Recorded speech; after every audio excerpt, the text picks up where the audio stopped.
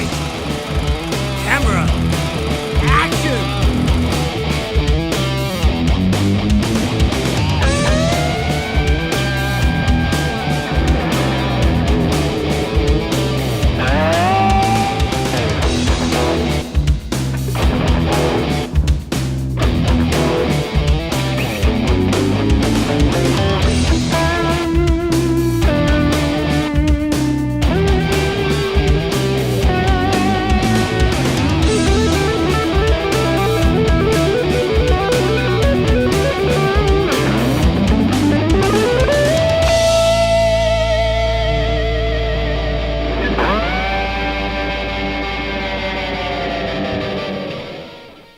Welcome to Not Your Father's Film School. I'm your host, Tony Kamitsis, and today joining me, director, writer, producer, John Flynn. Hey, how you doing? Thank you, Tony, for having me. You're welcome, John. Now, I've seen Rain. Great. I would call it a great masterpiece. Wow, that's a bit of a stretch. No, I seriously liked it. Oh, well, thank you. Thank you. I said to myself, I'm like, it's got the Law and Order feel, but it actually makes me care about it. Yeah, there was it's funny that you say Law and Order. I think you're like one of the first people to ever make that analogy, but I could kind of see why, because it was based on loosely based on a New York City crime story, and I feel like that it's a story in which I took that I used for influence from would be a Law and Order episode, you know. It works, man. It works. Oh, thank you. Like, David Perez Rabada, I hope I'm pronouncing it right. You are. Oh, phenomenal. Yeah, he was a bit of a dark horse. I shouldn't say dark horse. He came out of nowhere for casting, because when I was doing casting, I originally had Matthew Gray Gubler from Criminal Minds interested in the part. He was originally supposed to be in the film, but the time in which I was shooting the film, he was shooting Criminal Minds. So naturally, you know, it won't work out when people just get busy. Right, like me and his agent were working it out, but it just came down to he would be working 7 days a week for like 3 weeks straight, and it wouldn't be fair to him. So when I was casting for, you know, someone that looked like Matthew Gray Gubler, because that's the person I had in mind. And David applied for the role, and he goes, you know, I look nothing like what you're asking for, but give me a shot. So I said, all right, fine. And when he came for the interview, it was for the audition. Yeah, he owned it. He was like the person out of everyone that I saw that owned it. It didn't feel fake. It didn't feel forced. It just felt natural, and I felt it. Hey, those tears in that movie, I felt like crying when he was crying. Yeah. When they were all crying, I was starting to weep a little bit. I was like, oh, it got there. It actually tugs on strings.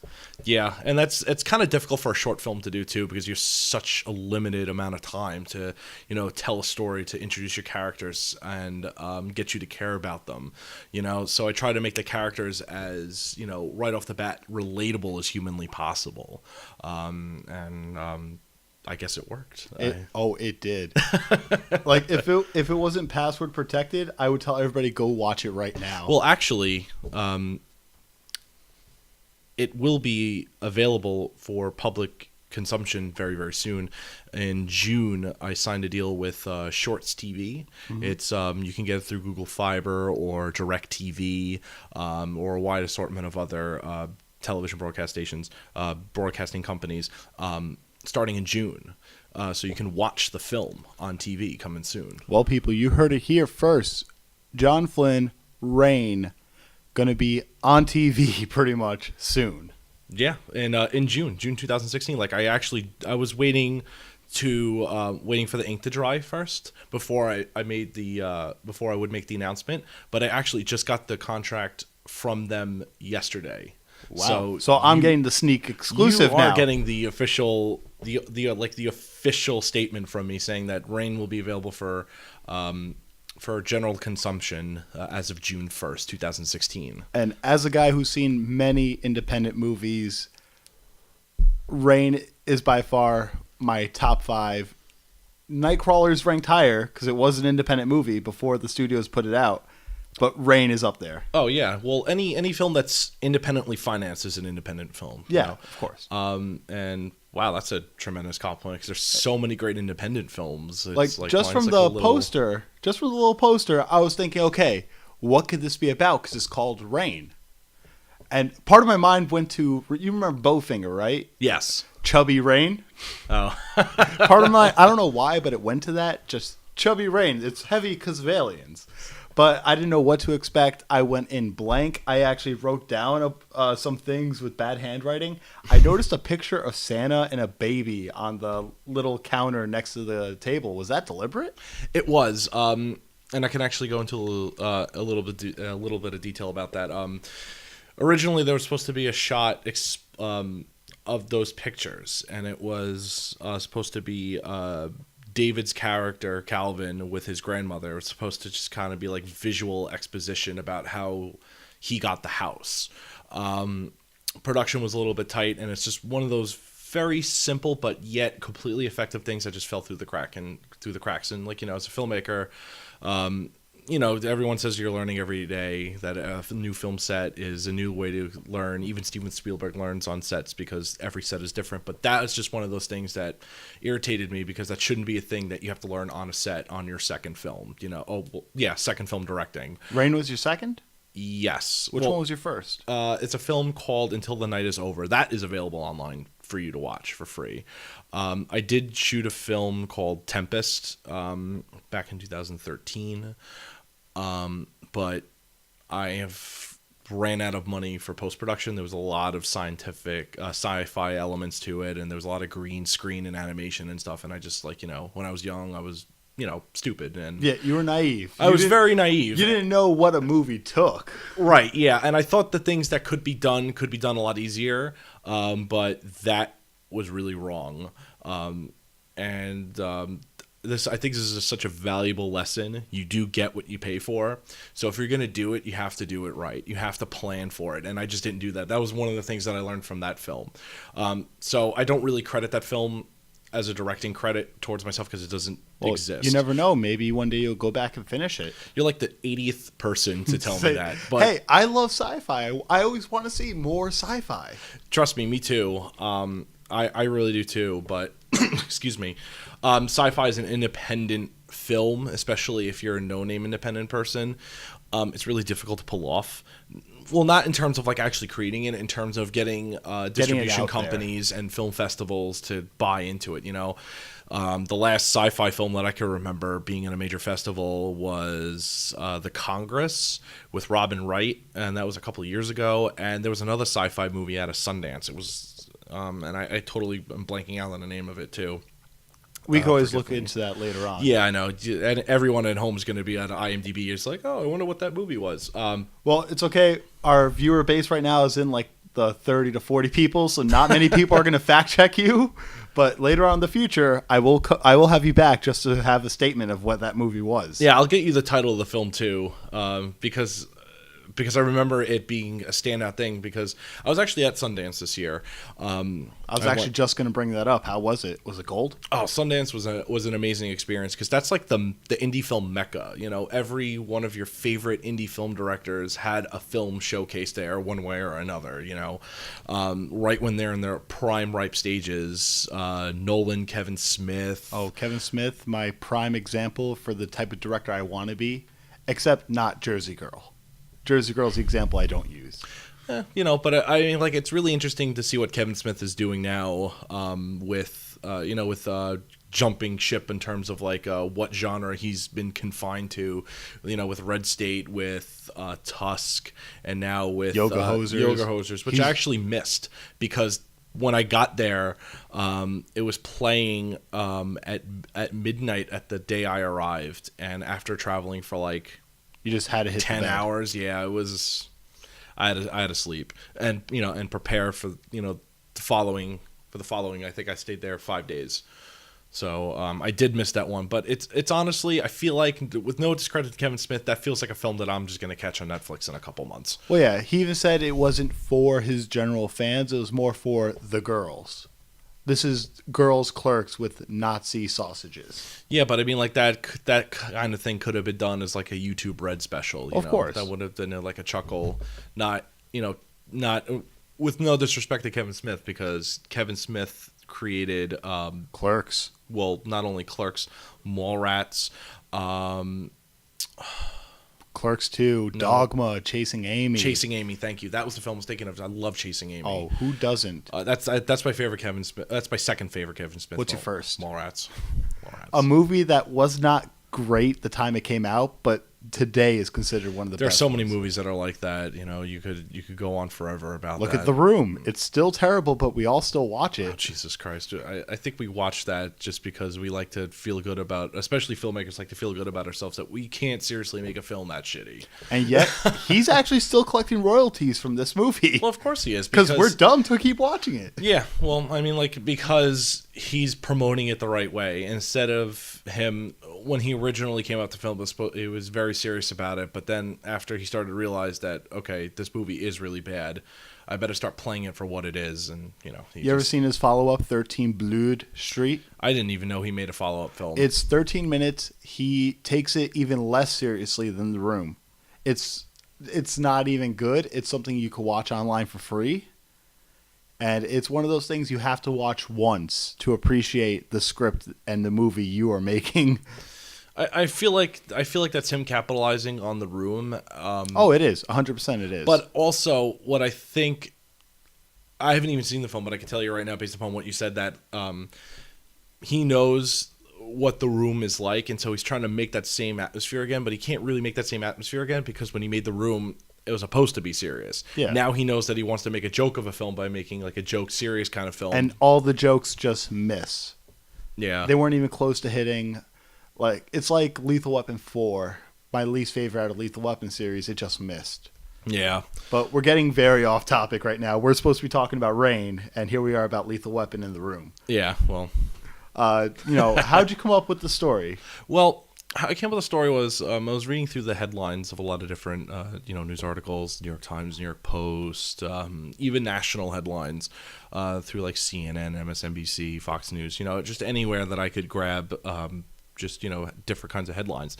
And one in New York City in particular caught my attention. It was in 2014. There was this autistic boy named Avante Aquendo who ran out of his school, and then I think it was like 4 or 5 months later, they found him dead in the river, and I came up with an idea. It's like, okay, well, what happened in between those months? Something had to happen. And so I created this fantasy film, this revenge-esque fantasy film out of it. So, it has nothing to do with, Avante Aquendo or his family or anything like that. But It's the general story of what if this happened to somebody you knew or you took a case to personally. Right. Like how Miss Hewitt did with her case. She's taking it personally. Well, I don't want to spoil it. You can spoil it if you want. No, I'm not going to spoil it. Sorry, guys. You're going to have to get DirecTV or something and watch the movie. Wait till June. I was originally going to do like a Vimeo on demand kind of thing, but Shorts TV wanted it you more. got that contract with them, so They wanted it more, and it also looks really good for because this is my first short film that I brought around to festivals, and I got into Palm Springs Short Fest, which is considered to be the best short film festival in the United States and one of the best film festivals in the world, Academy Award accredited. I had my world premiere there. I've been to Cincinnati. We had a stint in New York City. We were on Long Island back in January at the Macabre Fair Film Festival, and a couple other places too, like Salt Lake City, and a couple other places too. So we, for a year, we had a really good run with it. So so I'm kind of happy now that after a year, most short films just live online for people just to to watch at their discretion, and But you're going to be different. You're on TV. Yeah, I think that's the ultimate selling point, especially when I go to make my next film. It's like, hey, check this out. My first film got television distribution. It hadn't even been. Yeah, it was. It made its world premiere in June, so it'll be a year after The anniversary, premiere, and it'll yeah. just be from the camera to the TV now. And you mentioned Macabre Fair Film Festival, and you got nominations for. Well, the movie got nominations for Best Director and Best Screenplay. No, I got Best Director from the Short Film Awards. So I got IMDb is wrong about something, guys. Oh, it is. Oh, Yeah. that's interesting. What was the budget? Because on IMDb it's saying 10,000. Yeah. Okay, because it said estimated right next to it. Well, yeah, they always put estimated. That's what it always is. Yeah, but on IMDb it said the Macabre Film Festival that you got nominations for Best Director, Best Screenplay for the movie. Oh, it should have been Best Actor, Best Screenplay. Let me just triple check. I'm gonna have to go fix that then. Let's see a case, because Yeah. I was looking at it at 2, 3 in the morning. Makes sense. Best Actor, Best Screenplay, you're right. Okay. Best Director was from The Short Film Awards. yes, and you won 18. Was it 18 awards? I actually wrote it down here. I won 18 awards. Not you, the movie. Rain? Rain. No. I I won diddly squat. Oh, Tom in America. Tom in America. Yeah, that's a different entity altogether. I need a separate fact checker to check my facts. Yeah.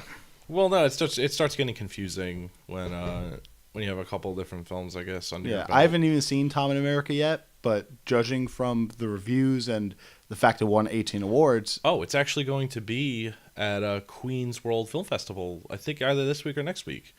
And Flavio Alva's the director is going to be there because he coincidentally lives in Queens. But So coincidental right now. I know, right? But yeah, if you guys want to check that movie out, it's going to be there.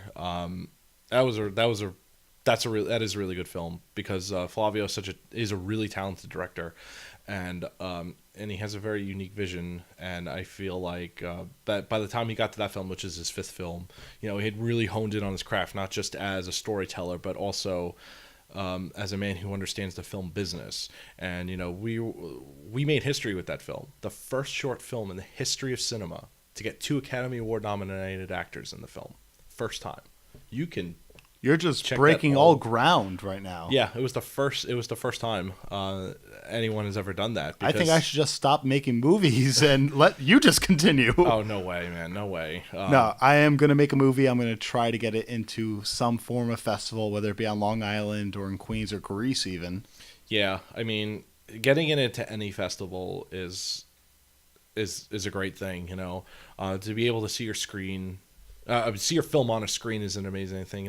People automatically, are like Sundance or bust, Yeah. And that's just not the case anymore because there are so many Oh, great there's so much. film There's festivals. the Long Island Film Festival. The Long Island Film Expo. Well, they have the Comic-Con, the Long Island Comic-Con, where they have a film festival in it. Really? Yeah, I just saw the link. And I thought it was just specific for like Superhero? horror, superhero, sci-fi, horror. No, they allow everything, but you're more likely to get in with the superhero comic book horror feel. Yeah, my film wouldn't thrive there. But then yet again, You never I didn't- know. Yeah, I didn't think that Rain would get into Macabre Fair because that's like a horror film festival, and my film was put in the block with other films with like monsters and serial killers. Oh, you were put in the block with the movie Monsters? No. Oh.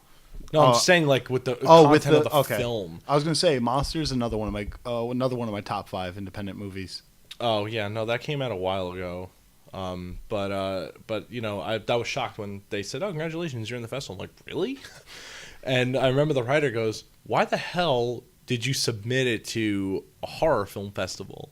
And I said, Shits and gigs. "I know, I had the budget for it, so I just I submitted to festivals I think it would stand a chance, and I guess Macabre Fair it stood a chance." And I'm Well, glad you could they even took it. label it as a psychological thriller. Well, it is a thriller. Well, if it was to become a full-on feature length, you could definitely do something crazy with it too. I could, but I'm not going to. No. Because there are 2 films that I think of that can come to mind that had amazing short films and just bad features. The first one is Cash Back. It's about a grocery store cashier who can freeze time. Short film was amazing. the feature film sucked. Sorry, whoever directed that film, but the feature sucked. And then Sean Christensen with the short film was called Curfew, and it came out in 2012. I think it came out in 2012 and won the Academy Award for Best Short Film. And he made a film called Before I Disappear, which is the feature-length version of that. Wasn't very good. And that's because, you take an idea that was originally meant to be told in a very short time frame, and then you try to drag it on for an hour and a half. It just doesn't work. Like, if you make I understand why they did it was because someone said, hey, I really liked your short film, here's money to make a feature. Like, no one is realistically going to turn that down. You're going to take the money 9 out of 10 times. Yeah, like if someone came up to me, if here's I walked out $2 of this million door, just to make Rain a full-length feature. oh yeah, I'd do it. So there's no question about it. You would take the money. Yeah, of course. But now I'm going to run into the risk of making it into a crappy film because I've extended it beyond what it should be told. If you could make it a TV special, movie that's like an hour, I have confidence in you to make it good. Yeah, it could. It would take a while though. Of course, everything takes time, kids. Yeah, no, I feel it does, especially your script. Like for example, Flavio's new film, which I'm producing, it's a film called The Garden Left Behind. It's his first feature. We're going to be shooting it in September. It took him 4.5 years to write the script. 4.5 years, which is a pretty decent amount of time. Most people take longer, but for people who want to write a screenplay, have like 2 drafts, and then go make a feature film, take your time with it, because you can get all the money in the world. You can get the best actors, the best cinematographer. You could be the greatest director ever, but man, if your script sucks, your movie sucks. It's going to show. Yeah, your movie's going to suck hard. Like Die Hard 5. Exactly. It's something that should not have been titled Die Hard. But back to Rain. You've said how you came up with the idea, but how much of the finished screenplay was you? The structure of it. So just the general idea. Right, yeah. So I'm credited with story in the film. That's because I originally wrote a draft. And how I wanted it to be structured. I was, pretty lax about what was in between the bookends, but I was very stern about how I wanted the film to be presented. So I hired a writer. The writer of the film is Adam Bertacci. And I said, hey, Adam, write the script. This is the structure I want it. Please write it. And it took, I think it was like 4 or 5 drafts. We started working on it in June of 2014. I said, take a month, because my friend Duke Young and I shot a documentary in South Korea. So I said, I'm going to be gone for a month. You actually went to South Korea? I lived in South Korea for a month. How did I not know this? And we went to the same high school together. Well, I moved to Brooklyn, and then I moved to South Korea, then I moved back home. But in any case, so I said, take the month, write. I want to see something. It doesn't have to be a full draft, but something. And then I got a full draft, and I came back, and we worked on it. And by August, I had a completed draft, and then October, we were shooting. Not a lot of time for when it comes to blocking and everything, just 1 month. The lighting alone, I would expect to take most of that time. Lighting does take all of the time. A common when you're really lighting for cinema, like when you actually have lights and everything like that, it does take a lot of time. Like we were averaging about like 11 camera setups a day. We shot for 5 days, 4 days in the house, and then the final day was like a half day. But I mean, like we planned all that out. The cinematographer and I went to the house, took a camera, and we were creating the shots. We were talking about what lights are going to go out of what window and where lights are going to be placed and all this stuff. Where you want the shadows to form. Right, yeah. And the actors and I also went to the house too. We spent, a good chunk amount of time at the house, and we did do some pre-blocking before the actual shoot. And we talked about, the script and everything like that. So, we had time to do it. Plus, it's not like a feature film where, that amount of time I would probably want like 5 months or probably less than that. That sounds like a little too long, but I would want a good appreciable amount of time to work with my cinematographer and my actors to be able to get like, the best, performances. Best product that you yeah, could the best get out product of you could this. possibly make. But for a short film, considering that most of the short film was in that one house, the evening that we spent together was more than effective. And Erica Woods and David Perez Rabada are very talented actors. So I mean, all I had to do was just show them the door, and they took the reins. opened it. They opened it. They went to town on it. Both of them, terrific. Actually, Erica was in my first film, Until the Night Is Over, and she was in Tom in America. So you see how that. So this is your repeat actress. Yeah, She's probably gonna be like Mia Farrow, Woody Allen. She's just like always gonna be in my movie one way or another. She's just gonna be there, even if she just has to poke her head out. Come around the door. Hey. Here's Erica. But Yeah. obviously you like working with her. Yeah, and I feel like that same relationship is gonna form with David too, because working with both of them was a complete treat. Because they're really talented, but they're not full of themselves. Like, how some actors are very conceited Christian about Bale. themselves. Yeah. They're very down to earth, friendly, and they're just like a pleasure to be around. So, it was great working with them. So I would love to just have both of them back for every movie, because I would love to just have that relationship with both of them where I could just call them up, be like, hey guys, here's the film. Your script's in the mail. When can you start, kind of a thing, Because I can imagine, like, I always think about that with Woody Allen, because you just see the same people in the credits over and over again. I just feel like he just calls people up. Judd Apatow also. Yeah. For the kids that don't know Woody Allen. Yeah, oh God, you ignorant bums. You got to watch it. Now, don't forget, our audience on this show is mostly the kids that can't spend the money to go to film school. So they're learning everything from DVDs and this podcast. Well, here's a great quote for you. Robert Rodriguez said, "Take the money you're going to spend on film school and go make a movie." But there are really affordable film schools out there. When you think of film school, you don't like when you think of film school, you probably think of like New York Film Academy, whose commercials are everywhere. Yeah, them and Tisch School of Arts, NYU, Columbia University. There's a couple of places out in L.A. Forget that. Here's going to be a shameless plug, and do it. You guys, they're not going to give me anything for it. Do your plugs though, man. Brooklyn College is a really good school to go to, because it's cheap. It is a CUNY school. It's dirt cheap.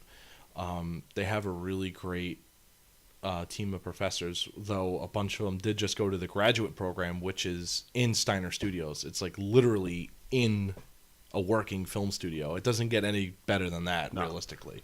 So if you are going to go to film school, I think it's like $3,000 a semester if you're not. And that's affordable. Like, Yeah. I went to Nassau Community College for film. Now, granted, that school doesn't really help when it comes to movies or TV, but it helps with radio and news broadcasting mostly. Yeah. Yeah. No, I remember that. They had like one film production class. And you filmed on Super 8s pretty much. No, we shot on 16. 60 millimeter? Yeah, man. I gotta find out what I filmed on. I think it was 8 millimeter. I'm not exactly sure because it was a long time ago for me. Well, it was probably Super 8, and I doubt it because up until very recently, when I mean very recently, I mean like the last couple months, Super 8 wasn't a thing. Now Kodak's trying to bring it back, but that's a whole nother story. Yeah, it's probably the 16 millimeter. You like were probably John said. shooting 16. Yeah. You know why I'm probably thinking Super 8s? I saw Super 8 recently again. That could be it. It's 99% the reason why.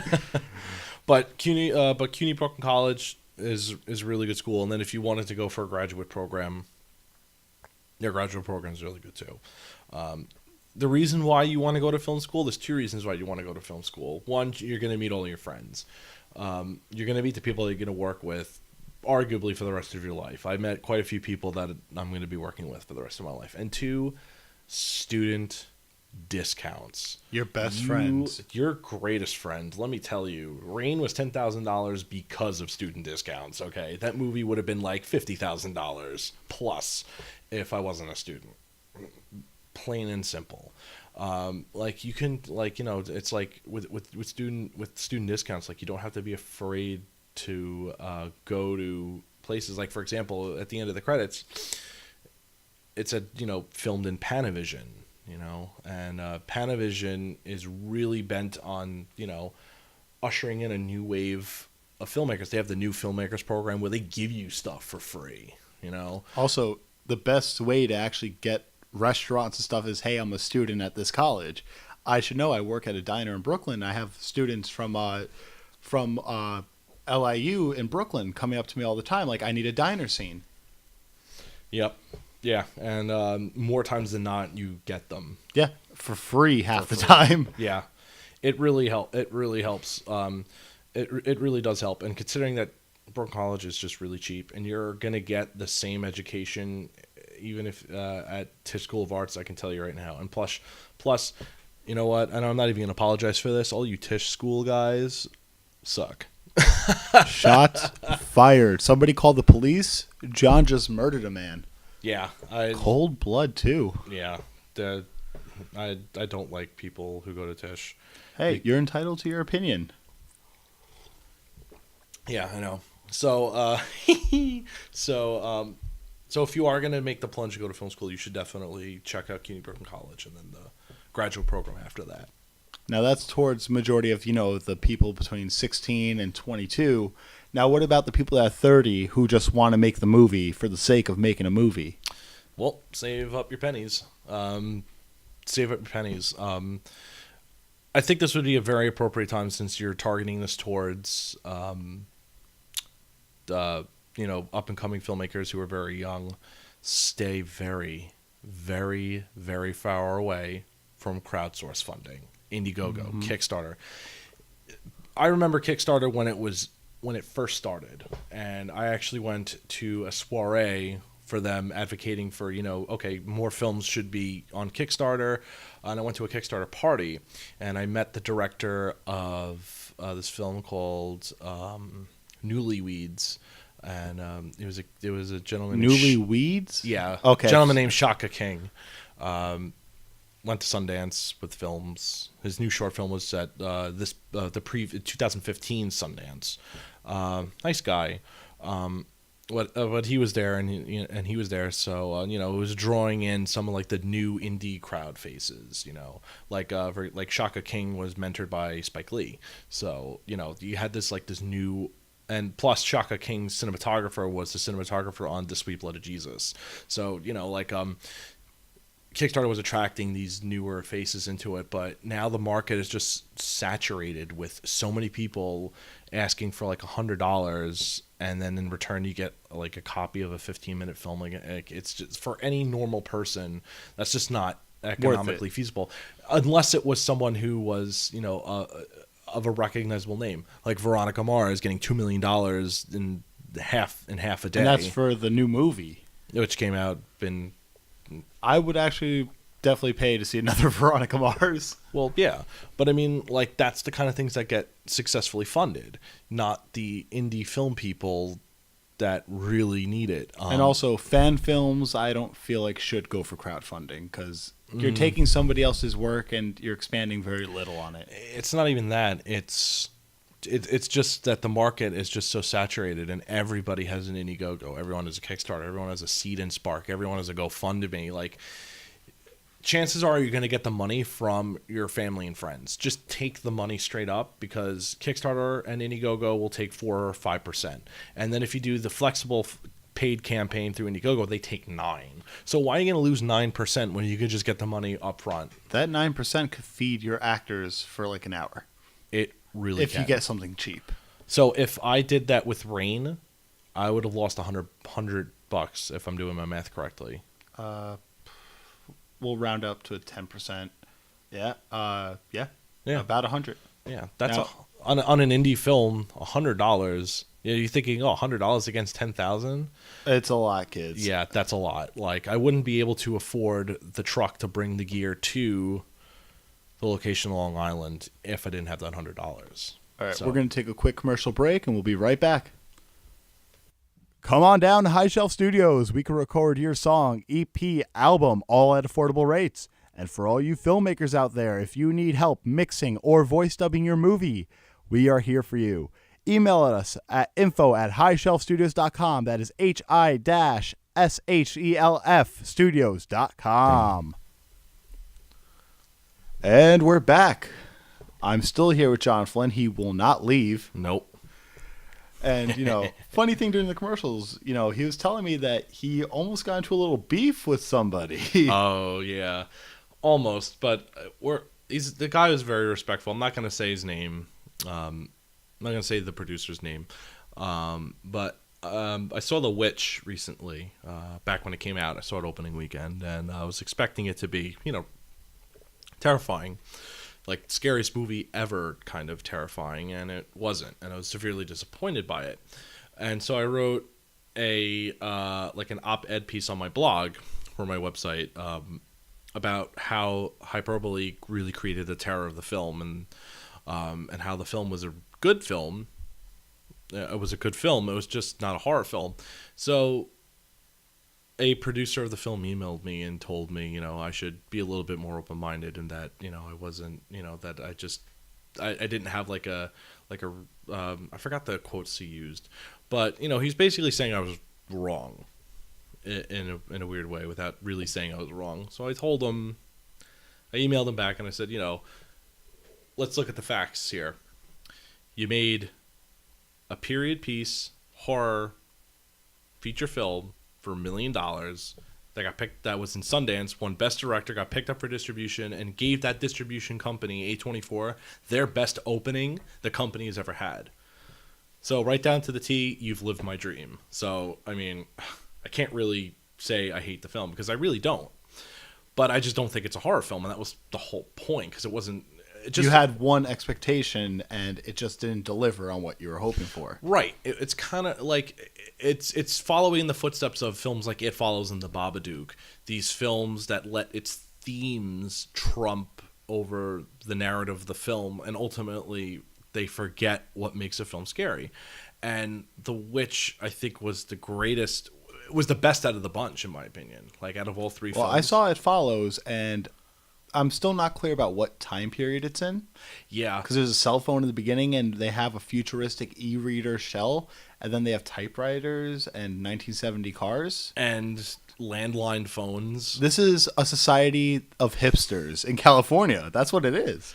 It Follows has It's Portlandia. Yeah. It Follows has the simplest rules for its monster. And the film couldn't even follow them correctly. It was really annoying how bad that film was, because everyone hyped it up to be such a great film. And I feel like the reason why that is because you have film festivals like Cannes and in Toronto, Sundance, that are really good at picking exceptional dramas, that, when something that has an element of horror in it, i.e. a monster, a witch, like a ghostly entity monster like in The Babadook, that it's automatically a horror film. And if it's even remotely good, then it's going to be the greatest horror film, because there's nothing really else going up against it, because really horror has just been confined to, direct to VOD, typical slasher, bloody found footage tropes that are just so common now. Lately it's mostly found footage in Hollywood. I'm not even really seeing much of indie horror. The only horror film that has come out of recent memory that I could think of was the best that I've seen was The Conjuring, and because that film was legitimately scary,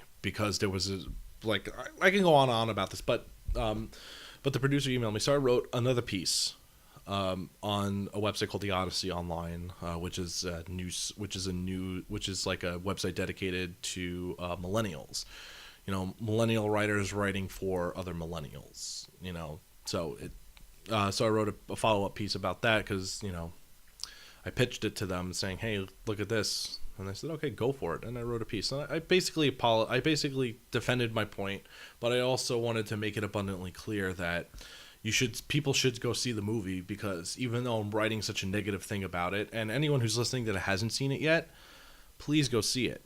Because even though it isn't scary, even though I didn't think it was scary, other people Somebody did. might do it. Yeah, other people did. Like, I was having some debates on the Facebook page about it, and like some people were legitimately frightened. So you know what? It's an original horror movie. It's an independent film, and we should support it. for the reason that because it was still a good movie. You know, if it was a bad movie, I'd say don't go see it. But that's not the case. But what we're going to be teaching Hollywood, hopefully, is that an original film is what people want. And when you start tinkering with it is when you screw it up. The best example ever about Hollywood screwing it up is 10 Cloverfield Lane. I just saw it, and that film is the very epitome of what's wrong with Hollywood. The first 80% of the movie, basically the first hour and 20 minutes of the film, amazing. Genuinely scary, genuinely frightening, and was just creepy as all hell. Beautiful atmosphere. Just, oh my God. Then J.J. Abrams stepped in, and the ending of the movie happened. I'm not going to say the ending of the movie. Well, I've not seen it yet, but I'm actually reading the script of the movie it was filmed to be, The Cellar. I have it upstairs in my room right now. Do you really? Because I was looking for want that. it? Yeah. Some of the pages are upside down, though, so you just got to flip them around. That's okay. No, when you're done reading it, because I yeah. do want to read what that film was going to be. Oh, if I tell you what the ending was going to be, you'd say, J.J. Abrams, you've lost your Star Wars cred now. He lost his cred. I feel like he lost his cred after Star Trek 2. I liked his Star Wars take because it was the apology we needed. No, it was a remake we didn't deserve. We can argue about this on another show, Yeah, but that is a whole different podcast. That's a whole episode right there. Yeah. But what you're going to be teaching Hollywood, but what I want to teach Hollywood is that, you know, The Witch, people want to go see films like The Witch. People want to go see 10 Cloverfield Lane because it's going to be scary. I mean, granted, the draw to it was the Cloverfield name, and I understand why they did it. It's kind of like, if I can make an analogy to video games really quick, it's kind of like how Silent Hill 4 The Room wasn't meant to be a Silent Hill game, but they got scared and thought, you know, no one's going to buy it, so they quickly slapped Silent Hill. Or The Exorcist 3, really good horror film. One of my favorite horror films. Is it bad I've not seen it? It is. No, it's not bad because most people don't know it exists, but it's exceptional. But it wasn't supposed to be an Exorcist film, and it makes no relation to the previous two films at all. The only thing that it bears resemblance to between that and the other two films is its title. Otherwise, it's just a separate standalone one-off. And it was great because the producers were afraid that no one would go see it because it just, you know, would come out of thin air. Like, that's not true anymore. You know, you don't need, like, people are, I feel like people are coming around to the point, it's like, okay, we get it. You know, like, how many times can you reboot Spider-Man? You know, it's going to... Hopefully this is the last. It's going to come to a point where people are going to go, okay, I've had enough. I want something different now. So, you know, I want to start teaching Hollywood about this because you can usher in another wave of independent filmmakers, much how like Francis Ford Coppola, Steven Spielberg, Martin Scorsese were ushered in the 70s because, you know, Hollywood finally ran the musical well dry, and they had to look for something. And here are these fresh film students that just, you know, came out of the woodwork, and they were like, oh, we got cheap feature scripts, and okay, make them. And they were successful. The same thing is going to happen here. So go see The Witch. So that way, one, because it's a good movie, and two, I mean, like, I hope you guys get scared by it because it does take a lot to get me scared, believe it or not. But two, you're also going to be sending a message to Hollywood that you want more original films. So I think that's the ultimate takeaway here. So Robert Eggers and everyone aboard that production, you know, should be high-fiving themselves and drinking champagne because they probably did drink champagne the day it won awards. Yeah, that. But I mean, like, that, which is great. But, you know, an award means diddly squat. Look at Fruitvale Station, you know. I have not seen it. It's actually on my list of things to actually go watch. Not the biggest fan of it. It was okay. But it's great to see where... oh, wow. I totally blanked on his name. The director of the film. Oh, Ryan Coogler. Where Ryan Coogler came from, because that was his first feature. And he directed Creed. Yes. I was Jordan. just going to say, isn't he the Creed guy? And let me tell you, I saw bits and pieces of Creed. There's only one scene that was excessive and not needed, and it was in the trailer. Do you know which scene I'm talking about? No, I don't. Where he's running and all the people are popping wheelies behind him. Oh, yeah. Because Well, the trailer makes it look like he's running for his life. And then in the movie, it's not that. It's just like, you Apollo Creed's son? Word. oh, yeah, I guess. But I mean, that's so insignificant compared to The whole thing, yeah. Compared But to the whole it's just film. one of those things where it's like, we need 10 seconds to fill a movie so we can have a certain runtime. Pop it in. Yeah, that happens more often than you think. It's just that one in particular you just noticed. Yeah. But that would be good. But Fruit of Alsatian was, yeah, but that film won Best Picture, and then look what road that went down. And it didn't make its money back at all. The Witch did. So I mean, so they should be popping bottles of champagne for the fact that not only did it make its production money back, but it made its advertisement and purchase. He's thinking of the technical word right now. Yeah, it escaped me. This is gonna be like Jeopardy. So the He's money, gonna so the chime money, in. so the money that A24 spent to buy the film and then market it, they got that back in that one weekend because it made, I think, like $8.5 million. Well, it was hyped up everywhere. It was. The marketing on that film was really good, and I'm one to ignore the marketing because I know that they have to sell it to. Hey, not people. every marketing department did a good job for their movie. No, but they did a really exceptional job. They really did. They really did because the film they did really make it seem like it was just like this ultimate ascension into terror, which you know what, for a lot of people it was. So I mean, like maybe they weren't well off, but anyway, point is, go see it, please, do it immediately in a theater. Don't wait for it to come out on Netflix, via Blu-ray, yeah, DVD. No. Give them your money now. Yeah, the biggest message you can send Hollywood is to go see it in the theater, hands down. Okay, now we're going to go to some fun questions. Oh shoot. All right. As we all know, we saw the Civil War trailer. Did you watch it? Actually, I didn't. I only saw the Spider-Man part. That's all you needed, because that's what I was going to ask you. How do you feel about the costume? I could care less. Like, It's Spider-Man to you. it's Spider-Man. Like, and like the people who are going to be debating about this are the comic book fans, and I'll leave that debate to them. This guy right here, I have complained about it. I have said my 2 thoughts on it on another podcast, which that episode, who knows when it'll air. I have to wait for my co-host to do shit. But yeah, like I have no like stake in that fight because I just think that the whole superhero genre has just come to a point where it's just been Throwing money back and forth at each other. yeah, like I'm particularly mad at Marvel because they totally dropped the ball by letting Edgar Wright walk away from Ant-Man. That was probably the only superhero movie that I was genuinely excited for because Edgar Wright alone, regardless of the subject, would draw me into a movie. Edgar Wright. And when you let someone who is good at what they do, i.e. James Gunn with Guardians of the Galaxy, if you let good people do their job, you get amazing results. When you step in and try and control freak everything because you had a successful formula that worked with Guardians of the Galaxy and you're trying to implement that onto this film, you got to realize it's not going to work. It's kind of like the lesson that actually going back to James Gunn said that Hollywood's going to learn the wrong lesson from Deadpool. And that's absolutely correct because they're missing the entire point of why that was a good movie. There's a lot of reasons why that was a good movie, and they're going to think, oh, rated R movie where a guy talks to the audience. That's the formula. And That's now, what because of everyone liked. Deadpool, we're getting a rated R Suicide Squad, a DVD version of rated R Batman vs. Superman, which Yep. they don't need to be rated R. No, they don't.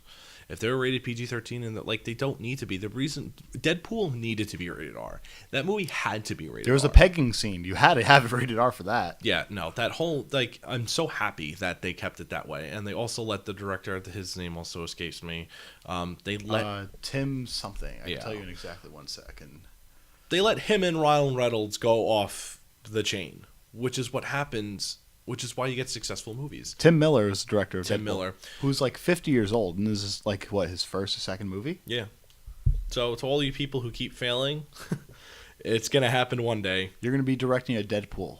Not the Deadpool, but a Deadpool. But that's what happens when you let Tim Miller, the writers of the film, and Ryan Reynolds break off the chain and let them do what they do best, and that's make movies.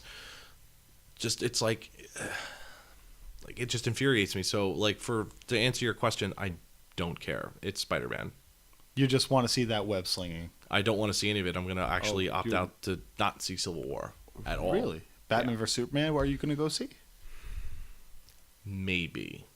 You heard it here, John Flynn. Hard maybe on Batman vs Superman. Absolutely not on Civil War. Yeah, no Civil War. Maybe Batman. The only reason why I'm kind of drawn away from it, which might be more shocking to you, is because Zack Snyder is directing it. Oh, no. I absolutely agree. Zack Snyder, he let me down on Watchmen. Well, to be fair with Watchmen, it was a ridiculous idea for a movie anyways, but... Yeah, and plus, he took material that's very difficult to adapt. I felt like that if you were going to make a Watchmen movie, that would probably be the best it could be. And the best it could be just isn't that good of a movie because that's supposed to be a graphic novel. Well, yeah. But for the script, they had a different ending when they first wrote it, and it was going to be that After the Bomb by Dr. Manhattan, some kid is reading the Watchmen comic book, and he sees Night Owl and Silk Spectre, civilian clothes, walk down, and he looks at the page, looks at them, and we see the page, and it's them walking. So they're in our world now, and this book shows that now they're here, but they have no powers. Oh my god, I'm so happy they didn't do that. It would have been bad, but I would rather it than, Well, you see, hold hands. Well, here's the thing with Watchmen. Watchmen, they bought the rights to Watchmen when the comic book came out. So they had the rights to that film for 30 years. It was going to happen sooner or later. So, I mean, it happened. Just let it, it happened. Just let it go. Like, it was going to happen. So I'm kind of happy it was in the hands of Zack Snyder, but at the same time, it's letting him do Batman vs Superman. Yeah. I mean, I might see it. I might like I said, I might see it. It's because they've gathered like a really good group of people, and Affleck. I'm seeing it because I read the third draft of the script, and if it's anything like that, it's going to print its own money. But Ben Affleck rewrote the whole script. It will print its own money because it's Batman versus Well, Superman. yeah, but I'm saying this could have been the top greatest superhero movie with that third draft. I mean, because you do have The Dark Knight to beat, which is a very difficult thing to beat. This third draft would have beaten Dark Knight. There was only one silly moment in the whole script, and it was called for. But when that movie comes out, I'll discuss it on a different podcast. Yeah. Not with me, though. No, because we will argue for 45 minutes straight, and there will be no winner. Yeah, exactly. It's the Marvel I DC might like it, but it's not on my immediate go watch list. Well, actually, that is the next question. What is the top 3 movies you're excited about coming in the next couple of years? Oh, geez. That's a fair question. I'm dying to see Woody Allen's new movie. And I'm also dying to see his new TV series that he made for Amazon, which is the first time I ever read him regret doing anything. He actually regrets it? Yeah, he said that he regretted working with Amazon, and then the after Untitled Woody Allen Project. Yeah.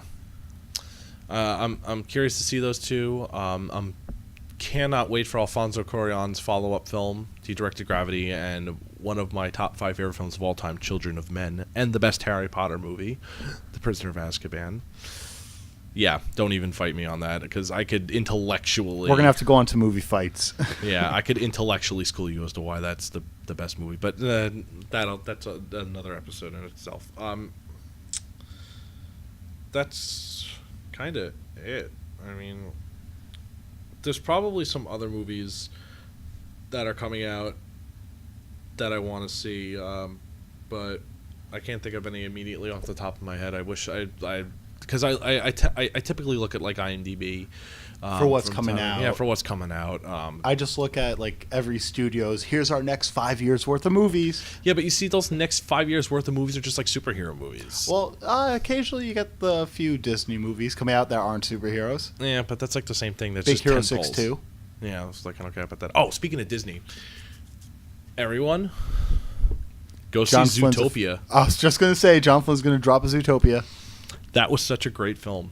Like, great is such a strong word. It killed Frozen. Well, for rightfully so, because the film was just exceptional.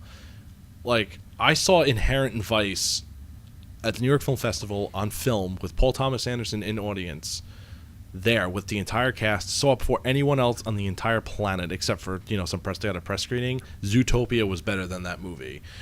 Zootopia is the film Inherent Vice wishes it could be. Where would you rank Zootopia out of every movie you've seen? This year or ever? Ever. Top 25. Wow. Yeah. Probably. And I know Top 25. some people younger than you that don't understand film go, oh, it's the greatest movie ever. But somebody who's made films, who has films that have got nominated, who've won awards, who's producing, writing, directing, to say it's in the top 25 of movies he's seen his whole life, you got to go see it, kids. Yeah, because there's a lot that goes on in that movie that's just more than just cute animals. It plays a lot into it speaks a lot about social issues that are going on in America right now, especially with racial tension so high. The film makes it very poignant, but it never is preachy, and I think that's one of the most difficult things a film can do is make a film about a social issue and not have it be preachy And directed towards kids too. Yeah. That was the main thing. A lot of parents went in thinking, oh, I'm going to have to check my phone every 5 minutes because it's a kid's movie and they're learning things. Oh, no. It was me, my girlfriend, my mom, my sister, and her boyfriend. Adults here, guys. All adults willingly saw this movie. And not one of them got arrested that night. Nope. And we were so happy because the film was funny. It was genuine. It was real. The characters I cared about. It was such a revelation. Something as simple as telling a really good story and having relatable characters and having social context is a thing that 30, 40 years ago was the norm.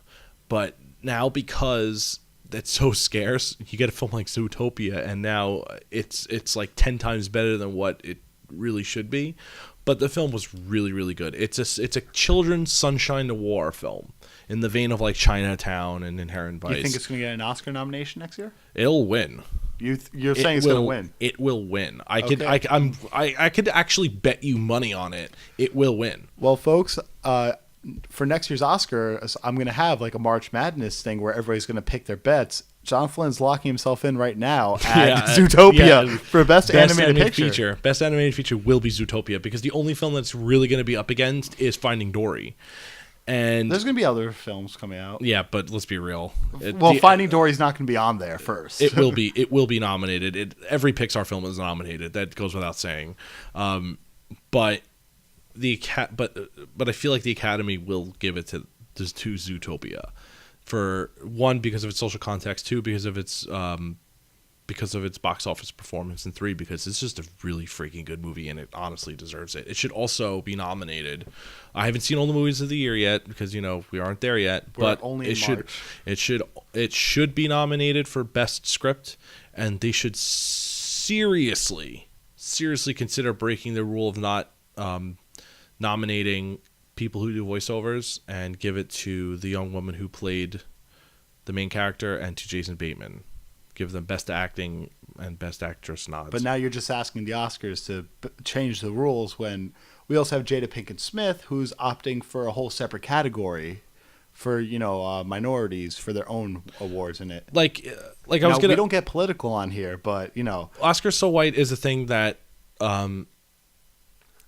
should be looked at seriously, but at the same time, you had Alejandro Inarritu, who's the least white you could possibly be, win for the second time in a row, and Chivo being the only cinematographer in history to win 3 times in a row, for Gravity, for Birdman, and now for The Revenant. It's not really. It happens, people. It's not really so. There were some snubs. I'm going to tell you right now, Straight Outta Compton Lego Movie and should have definitely been on there for Best Animated. What? Lego Movie was snubbed. Yeah, but going towards the minority. But Creed and Straight Outta Compton not being nominated was a bit criminal, especially since they gave Sylvester Stallone a nomination. That was like a really big fu. Like Michael B. Jordan, I didn't understand why he got the nomination. Yeah, to begin with, it was Michael B. Jordan's show. That was a mystery to me. I'm gonna give it that. But I mean, honestly, the Oscars never gets anything right. It's very seldom that they get anything right. So to say that they're racist, that'd be an easy way to describe their stupidity. That's just like the easiest way to describe it. It's like you should really look at them for what they are. Dumb. Like in my opinion, like it's been in my opinion for a very long time that all the members should just be like thrown out, and we just should have new members every year. Yeah, you should have like members of the Academy should only stay in the Academy for X amount of years. They should let younger people in, middle-aged people and older people get a very general consensus of the film market, because it's not just a bunch of old white dudes that go and watch movies, and who knows what their opinions are. We need us, the everyday people. It's not, and I'm not just saying add a diverse Academy because we need more black films or we need more Asian films or we need more Middle Eastern films. No, it's like I think we have too many kung fu movies. That's my opinion. We need a diverse Academy, because we need people with different kinds of opinions that come from different backgrounds who can understand and appreciate. For example, like A Separation was a Middle Eastern film. I forgot where specifically. It was, I believe, it was a French co-production too. But that film was brilliant, and the film was so brilliant that it would be really obvious how dumb and racist the Academy is for them not to include it. But I mean, like, we need people that would watch that film and go, "That film is a really good film for this reason," and for people, who would watch Straight Outta Compton and watch that movie and go, "Okay, this film is really good." Granted, it got a writing nom, but that was just like here you go. Now, the big issue I've read online for Straight Outta Compton is people are saying it's a biopic, mostly. Oh, get the frig out of here! Not my opinions, folks. Not my. The Theory of Everything was a biopic, and what's his face got the Academy Award for it. It has nothing to do with its content. It's nothing to do with the kind of film it is. It's more or less just, maybe the Academy is a little bit, racist and just doesn't really consider black films to be a thing, or they've just been how they've always been forever, which is whichever studio pays the most money wins. Yeah, I forgot. It was the Sincast. Jeremy from CinemaSins, him and a bunch of his friends have a podcast too, and they were saying that was just like, especially the Golden Globes, it's they're all friends in there. It's just kind of like the wealth distribution in America. The wealth is just passed down generation to generation, and there's like 0.25% of that wealth, of the wealth that was passed down, was like were black people. So I mean, like, if you're in a club and you pass down the membership to your next of kin, there's not going to be a lack of diversity. So I feel like that's what's going on in the Academy, and that's what's going on. I mean, look how long it took Martin Scorsese to get an Academy Award. It took him almost his whole career for him to get one. So he had to piss off somebody, and in the Oscars, it's I want to see not only black films, but I want to see other ethnic films in there too. Like, I would love to see more Asian American films out there. Like, I saw an Asian American film at Sundance called Spa Night, which I would love to see brought into more mainstream attention, because it was, once again, the film that dealt with a lot of social problems but wasn't preachy about it. I would love to see the film come to the forefront, though I'm already calling it. You're going to be seeing a lot of The Birth of a Nation, the film that won Best Picture at Sundance this year, which was a really good film. But you're going to be seeing a lot of that at the award season. A lot of that, especially after this past Oscars. Like, I wouldn't even be surprised if it won. All right, we have time for one last question. Oh, wow, okay. Because we're approaching on close to 1 hour for total time. And now, for the final question. Okay. Leo just won an Oscar. First ever. Yep. Who do you think should win an Oscar who has never won an Oscar actor-wise? According to online, the top choices that people think should be Johnny Depp, Will Smith, and I forgot the third person. That's a good question. You'll say what you think, and then I'll say what I think, and then we'll compare. But you see, this question is kind of dumb. Because, well, of course, but this is more for the people on the internet. Well, no, it's not that. It's not that. The question is dumb because you're saying who should just get an Academy Award. Why does someone need to get an Academy Award for having, a long body of work? That's kind of foolish to me. Like Leo, I didn't think deserved it this year. No, for me, that was one of those things that I did not see coming. No, they gave it to. I saw it coming. I saw it coming a mile away, because they gave Leo an Academy Award because of the conditions that he worked under for the part. Oh no, he's a vegetarian. He's like, oh, he had to eat meat to get into character. Like that doesn't mean he gets an Academy Award. He wasn't the best performance of the year. Tom Hardy was better in that movie than he was. Tom Hardy was the and Tom Hardy barely did anything in Mad Max. I know. Oh, Mad Max should have won Best Picture, but that was the biggest snub of the year. It won all the technical awards, and I'm very happy it won editing, because if that didn't win editing, I wouldn't have continued watching the Oscars, because that movie was just so flawlessly edited, and I could actually spend an hour talking about why George Miller deserved Best Directing, but saying like Johnny Depp should get an Academy Award next. Well, why? What film is he going to be doing that he deserves an Academy Award for? And the answer is I don't know yet. We need to see the next. He needs to be in more parts that will enable him to get him an Oscar nomination, straight up. You see that, internet? It's not about who your favorite actor is. It's about what they do. Exactly. Like if they deserve an award, then they get an award. That's how it should be. It's never that way. At the Academy, the Golden Globes, all the awards are political. Like it's so obvious. But I mean, if we were going by who deserves it, it just depends on what they did for that Oscar season that was so fantastic, and yeah. So since we brushed through this question quick, it looks like we still have time for one last question. Okay, the last of the last. What type of movie do you want to do next? If you were to do a Hollywood one, we skipped over this before. Is this the blockbuster one? Yes, the blockbuster. You could do an original idea. Or you could continue a franchise. You want to know something? I thought about this, and I've been thinking about this. It's like, because I want to direct, I want to direct some horror films. Like, the feature film that I want to do next will be like a psychological horror film. But if I had to do a big budget blockbuster film, believe it or not, I would direct the living hell out of a Skyrim adaptation. Not only would I have written it. You heard it here. John Flynn wrote Skyrim, the movie. Yep. Well, I didn't write a script. I wrote the idea of it and how I would, take the events of the game. And I want this email to me, and I will give you 5 scenes. This is something I can see Geek and Sundry try to do, like they did with Legend of Neil. But obviously, this would be a big, multi-billion-dollar movie. No, I mean, if done right, it could be done. Under. I think you could do it under 100 mil. Who would be your star? If Sean Bean, I actually thought about it very long and hard. And he would be the Dragonborn? Yeah. Now, typically with these fantasy movies, we have the princess. Who would be your princess, if you have one? There would be no princess. Ooh. It would be Lydia, and it would be Lucy Lawless. You're going with Lydia out of all the companions?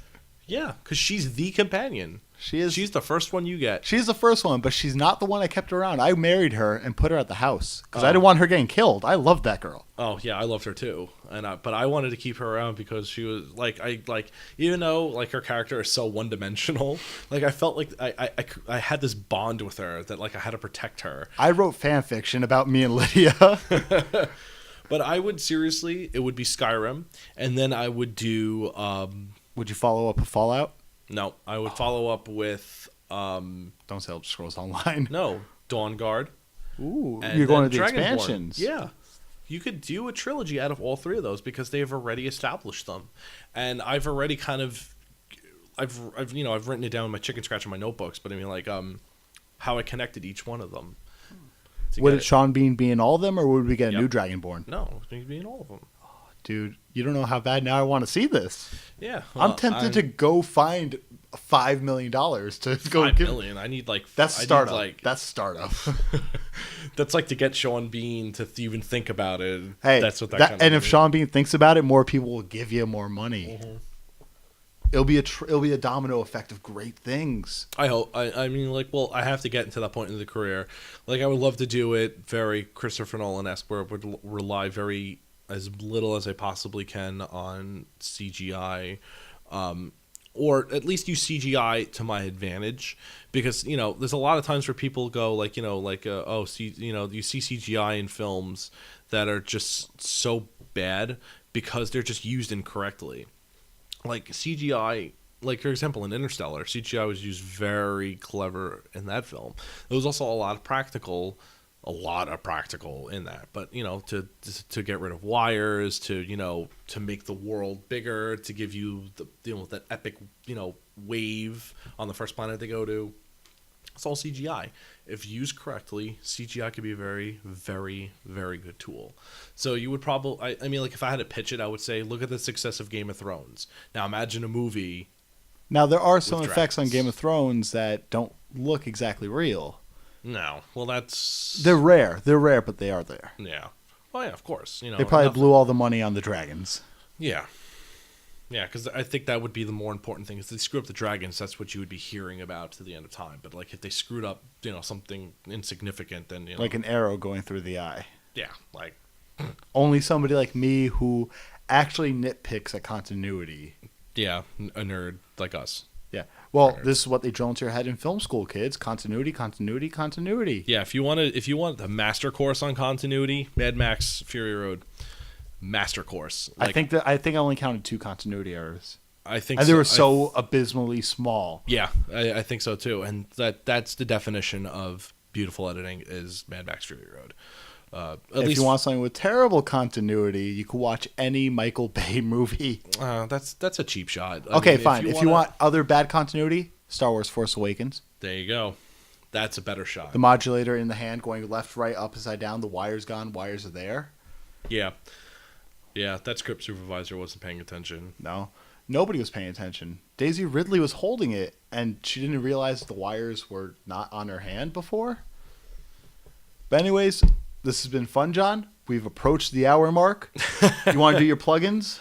Go to skyfilmsnyc.com. That's SKYEFILMSNYC.com. You can check out all my work on there, how to see my films when they come around.